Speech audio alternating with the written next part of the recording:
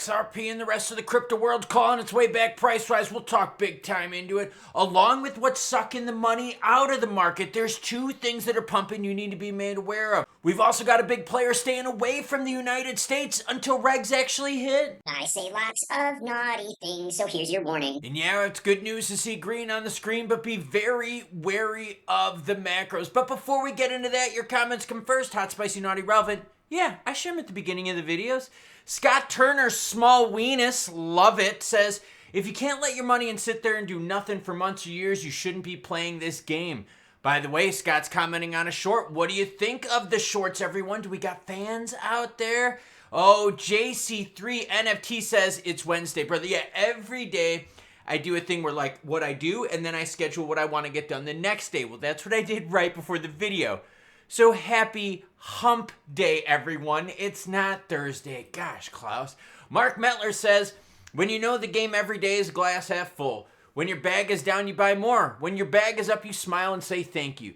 Then one day you're going to be shitting yourself because it's way higher than you ever anticipated. Nothing easy is ever worth it in the end. At least that's my life experience. I agree with that. That's why I like ultra racing and ultra marathons, because the pain, the struggle that you go through just makes the finishing, like the crossing of the finish line just so joyous.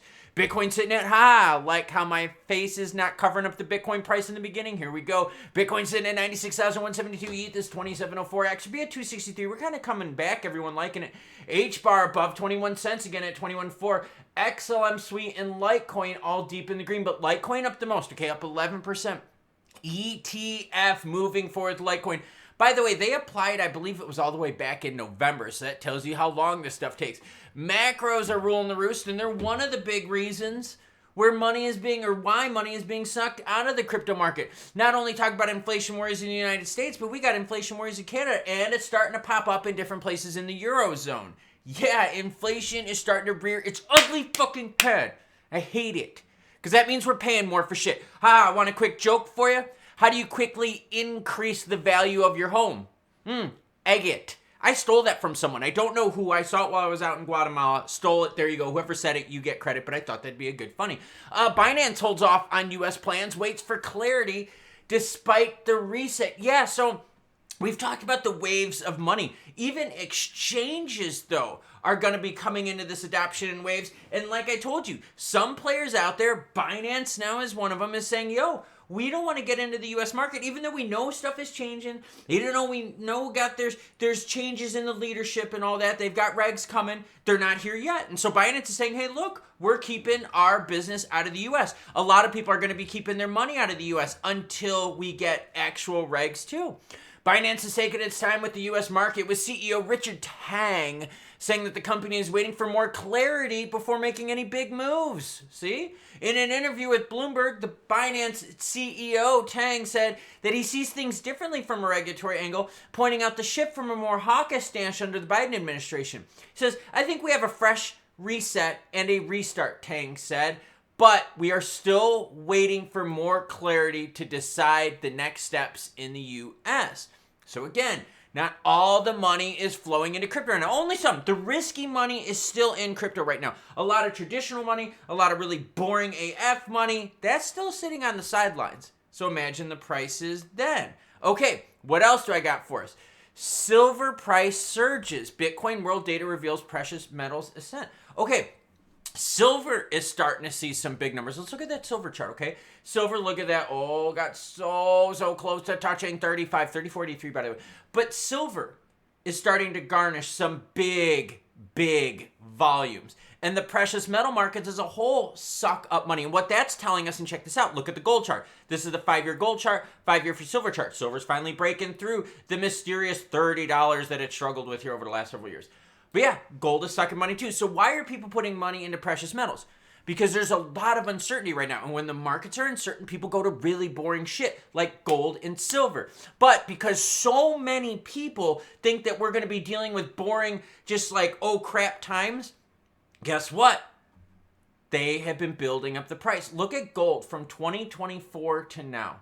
Okay? From 2,000 to 3,000. That's a lot of people telling you out there, a lot of big money telling you there's a lot of uncertainty in the world. We're going to safe haven assets. And you're seeing that with silver. Silver's breaking out too. So that is sucking up tons and tons of money from the crypto market. Volume right now, under 100 billion. Yeah, 97 billion. Kind of slow right now for the crypto market. You can see it. And don't freak out when you're like, oh, but you know, XRP, XLM, they're getting beat up worse.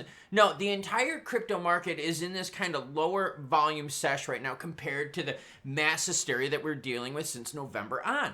The market as a whole is taking a getting ready for its next hard push. So right now we're sitting at 39, which is Bitcoin dominant, 37 in the fear and greed index, which is some fear on the streets. You're definitely seeing more of a rebound from the alts right now. That's why we swung this number from 34 earlier to 39. XRP price has been looking good for the last 24 hours, up 5%. Over the last 7 days, we're up right around 10%. Good with that. Hey, if we can claw our way back on the 270, 280, that's awesome. But again, even though the volume is juicy, we've seen it way higher. And in fact, look at this here. Watch what happens when I go to the 1 month on this, okay? Look at this. You see the 1 month? Look at some of these numbers here. 36, 40 billion in volume. And now we're back to the 4, 5 billion. I know. It's just not as strong. Okay, look, 20th of January. 18 billion, 20 billion. So you could definitely see, right? We had some crazy nutso time, and look at it right down here in November and December, and now we've kind of cooled off a little bit. So the market's taking a deep breath. And we're also seeing that other markets out there, especially the risk markets, where a lot of players like to go when things are risky, right? And when I say the risk markets, I'm talking about the boring AF gold silver market, which is not boring if you own a lot of it. And y'all know that I love stacking. But yeah, that's sucking up the money too. Inflation is sucking up the money. And not all the money is getting into the pool, because a lot of money is waiting for actual regs to take place. And for the new viewers out there, let me just give you a little bit of what I do so you can kind of better understand the perspective. I do buy a ton of precious metals to offset crypto. For instance, like for every dollar into crypto, it's like $10 in the boring stuff like gold and silver, like physical metals, paper stuff, you name it, okay? And the reason I do that is to offset the risk. And a lot of players are doing that, and that's why you're seeing gold and silver really, really take off. They're saying, hey, a lot of funky stuff going on in the world. I don't know if we could start taking that risk yet, because inflation is still rearing its ugly head. And not only is it still rearing its ugly head, it's starting to escalate even faster and faster and faster. That's not good.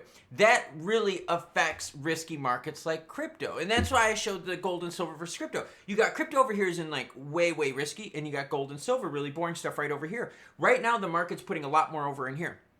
But when we start getting the regs, and that's why I brought up the Binance story, even exchanges is like, yo, we're not going to do anything with our boring stuff in the risky world because we're going to be boring, you know what I'm talking about, until we get regs day one.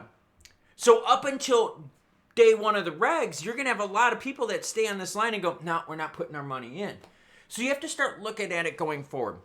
Look at the money that's in the market right now and ask yourself how much of that money is boring money that doesn't want to take the risk just yet because there's no regs yet. And it's not just the Binance's.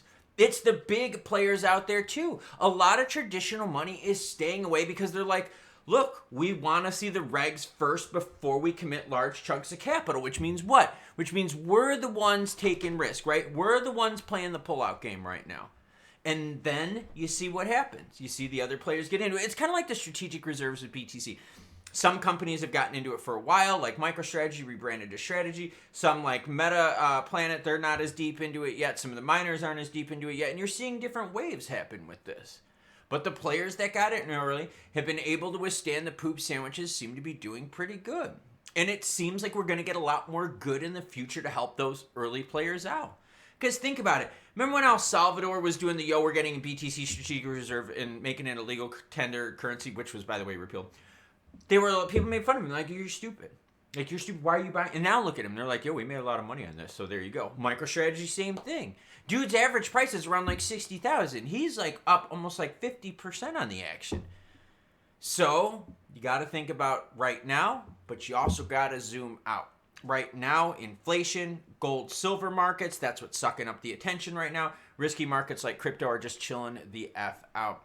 If you like what you saw, hit that subscribe button and like button, notification bell so you don't miss out. We are constantly redoing the room. I've got a whole bunch of stuff coming in, hopefully to have it permanently done by next week. And again, happy Wednesday, everyone, not Thirsty Thursday. Oh, Klaus, choo-choo bitches.